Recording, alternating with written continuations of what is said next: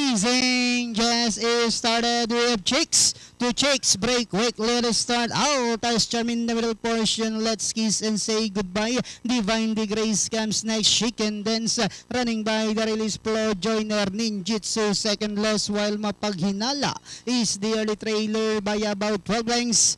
Up the Lido, racing down the backstretch without as Charm, a solo flight, leads by about 6 lengths, and in second, Chicks to Chicks, let's kiss and say goodbye. Flo Joiner moving up, Chicken Dance in the middle portion, Divine the Grace, Ninjitsu, while Mapaghinala is still racing and less back to the Lido without as Charm is still in control, leads by about 5 lengths.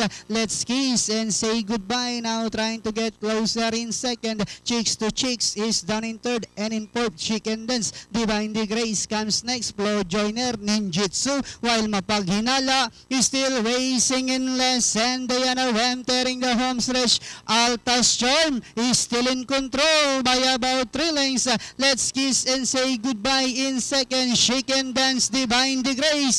Last 100 meters, Altas Charm, let's kiss and say goodbye. Now opted to run down on the inside. Altas Charm, let's kiss and say goodbye. Moves up, and finally, let's kiss and say goodbye. Altas Charm, then comes Chicken Dance, Divine the Grace.